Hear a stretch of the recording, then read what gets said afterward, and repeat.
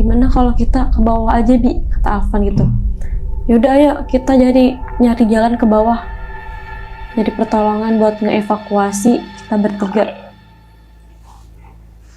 Pas mereka mau jalan, Alvan ini inget Bang, kalau dia tuh dari kita bertiga nunggu, dia nyoret-nyoret tanah, dia nandain tanah sama mata-matahin daun di jalan perjalanan itu. Oh iya, kata Alvan, gue inget Bi, gue tadi sempet nandain jalan. Nah mereka berdua cari tuh tanda-tanda yang tadi, akhirnya ketemu ke tempat lo? Ketemu ke tempat ya. Berapa lama tuh? Sekitar 1 jam. Oke. Nah di situ kita ketemu lagi sama Alvan sama Robi. Ayo kita lanjut lagi ke atas. Terus saya tanyakan sama Robi, tadi gimana kalian? Robi, Alvan, di atas nemu jalan gak? Gak ada nih, bener-bener jurang, bener-bener jalan buntu, kata mereka. Yaudah kita naik lagi aja ke atas, mau gak mau kita ke atas. Kalau kita nyari lagi jalan yang ada, kita malah disesatin lagi, malah diputer-puter terus di situ. Yaudah ayo, gak usah nyari jalan lagi, kita udah ke atas, pokoknya paling aman ke atas. Kalau kita udah nemu pos 3 itu udah aman, kata mereka. Yaudah akhirnya kita ke atas, dan alhamdulillahnya Bang, kita ketemu di pos 2. Ada jalan melipir ke kanan, itu pos 2. Kan harusnya kita naik lagi ke atas, kita ke pos 3. Di ini, titik awal ya? Iya. Oke. Tapi ini lebih deket di pos 2, udah nemu jalan. Oke. Akhirnya di situ kita nemu di pos 2, kita istirahat dulu Bang. Udah capek banget, udah sedih banget Bang. Karena sempat kepisah juga kan tadinya sama Alvan sama Robi. Kita istirahat di pos 2 dan persediaan air udah nggak ada kan. Habis. Udah habis. Nah, tapi kita nemu Bang air di keranjang sampah di pos 2. Ada Pocari Sweat udah setengah. Mau gak mau kita minum Bang. Dari tempat sampah tuh? Iya. Nyari di situ? Nggak ada cara lain lagi.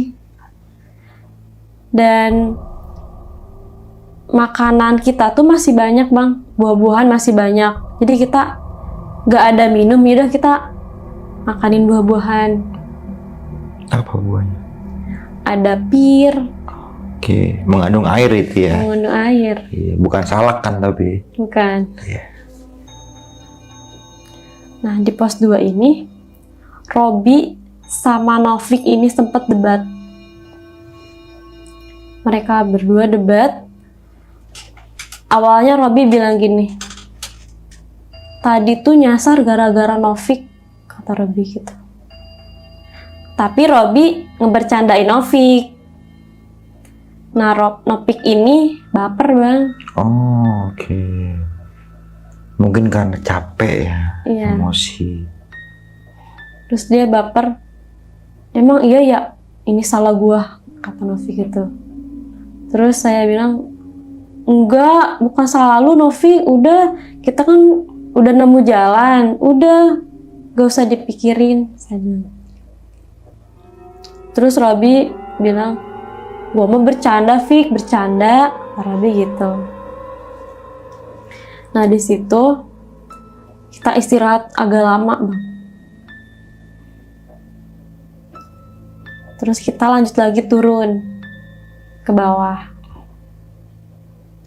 Nah, kita nyampe base camp itu di jam 3 pagi. Jam 3 pagi? Iya. Baru sampai base camp? Jadi kan harusnya perkiraan 3 jam doang. Ini malah makin lama, malah 8 jam. Karena kita kan lewat jalur lama. Jalur lama ini jalur terlarang. Yang harusnya kata Robi sama Alvan lebih cepet. Ini karena kita disesatin, jadi nambah lama. Nah udah di base camp, Robi ini bilang, Nick, mending lu langsung mandi deh. Karena Robi ini dia tahu kalau saya kenapa-napa. Terus akhirnya di situ, ya udah saya mandi. Nah, di jam 3 itu kita makan-makan dulu. Nggak ada cerita apapun, udah langsung tidur. Semuanya tidur, jadi kita, ya udah, semuanya nginep di base camp lagi aja. Gak memungkinkan kan buat pulang malam-malam. Nah, abis itu paginya baru kita pulang.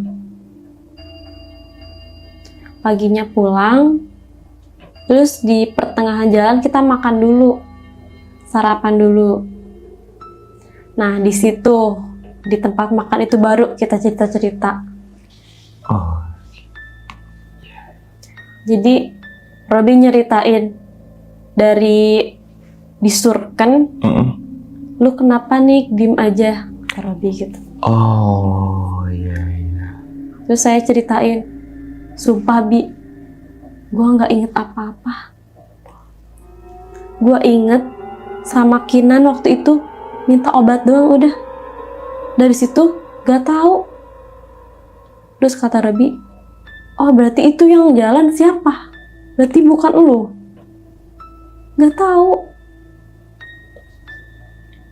Jadi katanya saya ketempelan bang. Iya. Gak sadar berarti lu dari surken tuh ya? Iya. Sampai pos 3. Sampai pos 3. Nah, kita cerita-cerita tuh bang di tempat makan ini. Robi ini nanya ke Alvan. Van, lu pas lagi tidur ngapain Pan nunjuk-nunjuk ada 4 orang? Nah, inget kan yang pas di tenda ada 4 orang itu? Nah, kata Alvan, oh iya Bi, kok gue ngitung ada 4 orang ya? Nah, terus saya penasaran, kok itu yang lu hitung Robi gak ada sih Van? Kata Alvan, sumpah nih, gue ngitung itu di tenda cuma 4 orang aja. Di penglihatan Alvan, itu Robi gak ada di dalam tenda bang.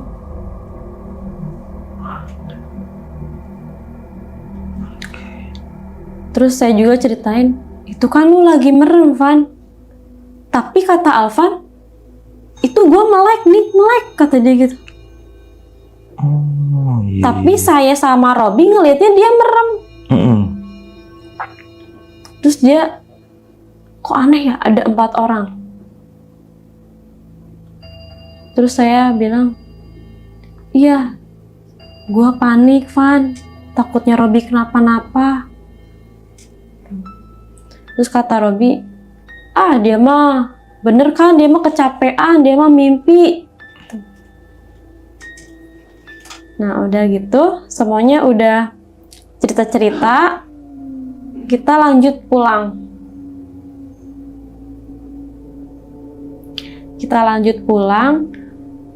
Udah di rumah nih ya bang, kita ngebahas lagi di grup WhatsApp ini. Ngebahas kenapa nih lu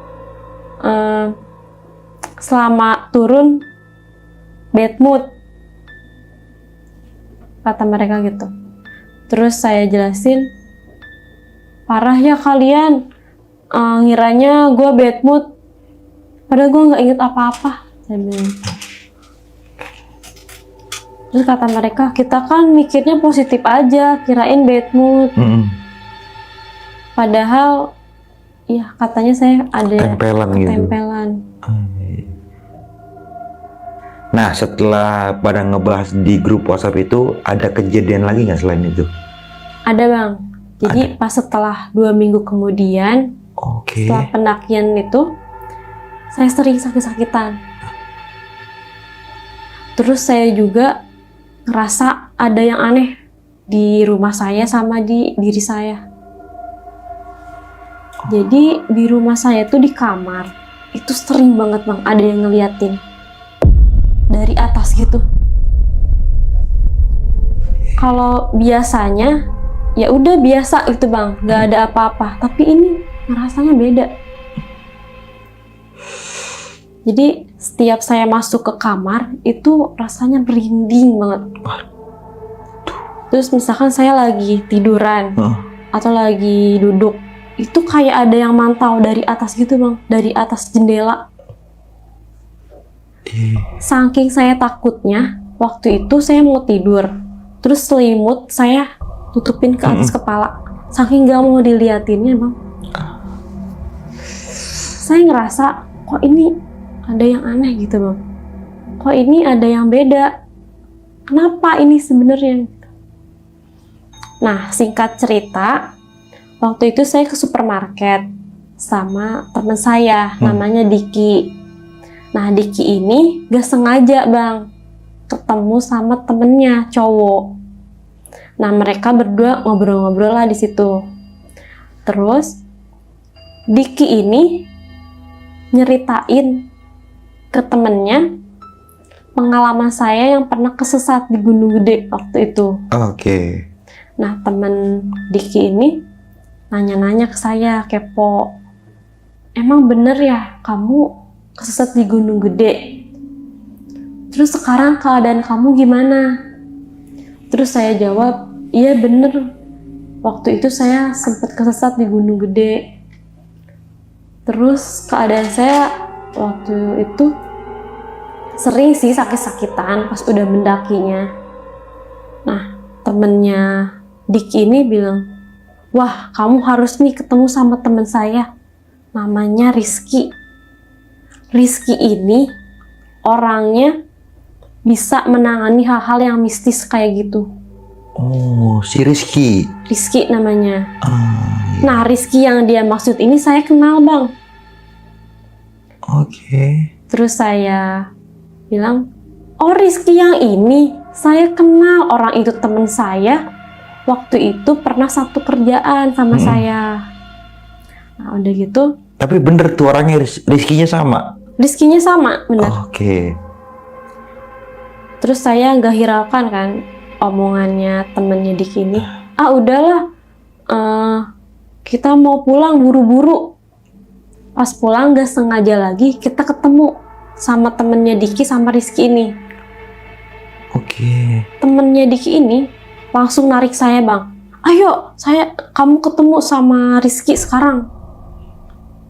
Terus saya bilang, apa sih? Orang saya udah kenal sama Rizky, gak usah diketemuin gitu. Kamu tuh takut kenapa-napa. Nah Rizky ini bisa nyembuhin kamu.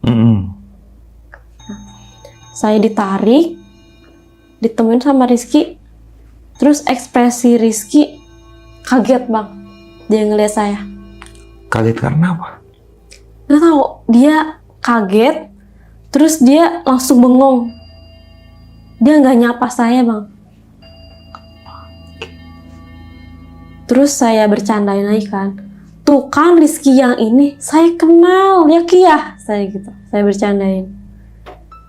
Udahlah saya mau pulang. Saya bilang gitu. Nah saya lihat Rizky ini lari bang ke toilet.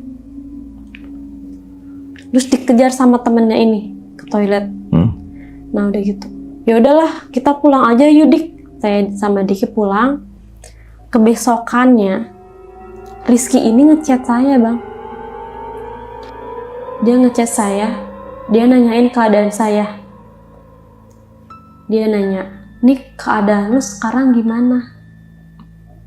Nah terus saya jawab, baik-baik aja.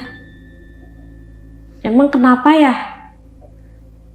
Terus dia nanya lagi, coba sebutin nama asli lu. Terus saya penasaran, emangnya kenapa? Kok nanyain nama asli? Terus kata dia, udah sebutin aja, nanti gue jelasin, kata Rizky.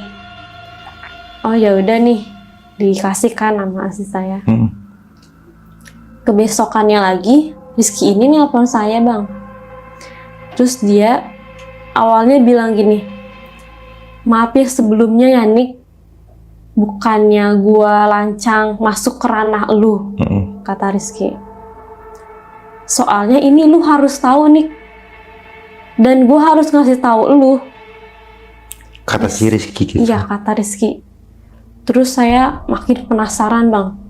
Wah ini kenapa nih gitu, ini ada apa? Nah akhirnya Rizky ini nyeritain, ngejelasin semuanya. Lu inget kan yang pas kita ketemu di supermarket, kata Rizky gitu. Itu gua nabrak energi makhluk yang ada di tubuh lu. Kata dia gitu. Karena gua gak kuat, gua lari ke toilet terus gua muntahin, kata dia. Nah udah gitu Rizky ini juga bilang, nah nama asli lu ini gua sama paman gua ngebersihin makhluk yang ada di badan lu, kata Rizky. Jadi Rizky ini punya paman. Pamannya ini bisa ngebersihin hal-hal yang mistis kayak gitu bang.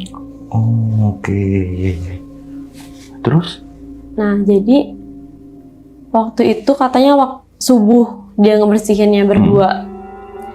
Jadi pamannya Rizky ini sukmanya keluar.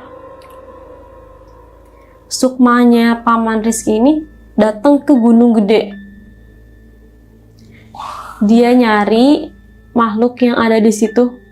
Dia nanya sama semua makhluk yang ada di Gunung Gede itu, yang pas saya sama teman-teman saya kesesat di situ. Dia nanya, salahnya anak ini apa? Kenapa kamu bisa ikut ke anak ini? Terus kata makhluk yang ada di situ, dia bilang gini, anak ini, rombongan berlima ini, gak ada sopan santunnya masuk ke rumah saya, kata dia.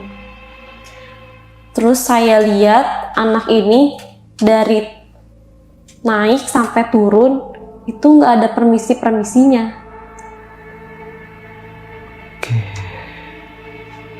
Nah akhirnya pamannya Rizky ini ya udah minta maaf, udah ya jangan ngeganggu anak ini lagi.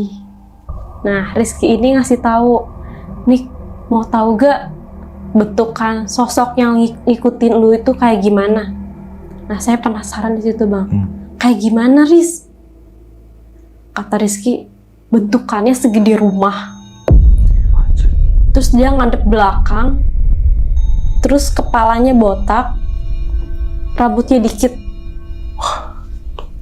Serem nih, kata Rizky gitu. Nah dari situ Rizky juga ngejelasin, makanya kalau ke gunung itu harus permisi dulu. Coba inget-inget, lu sama teman-teman lu ada permisinya gak? Nah di situ saya inget-inget, iya bener. Kita emang dari nanjak malam sampai turun malam itu emang gak keinget bang, gak inget harus permisi emang. Gak permisi lu? Enggak.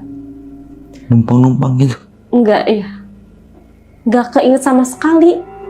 Karena niat kita semua ya liburan. Terus saya juga bilang ke Rizky, iya kita salah Ki. Nah dari situ sosok yang sering ngeliatin saya di rumah itu kebesokannya emang udah jarang ngeliatin saya bang. Hampir hilang? Hampir hilang. Masih ada, cuman jarang-jarang. Karena udah dibersihin tadi tuh sama pamannya Rizky, sama Rizky itu. Nah, tapi kata Rizky, energinya masih ada setengah di badan lu. Setengah lagi udah gue buang, kata dia. Kenapa nggak dibuang semua? Nanti juga hilang sendiri. Oh ya udah, berarti aman ya. Jadi abis Rizky ini ada juga bang yang nolongin saya, yaitu teman saya, teman kerja. Oke.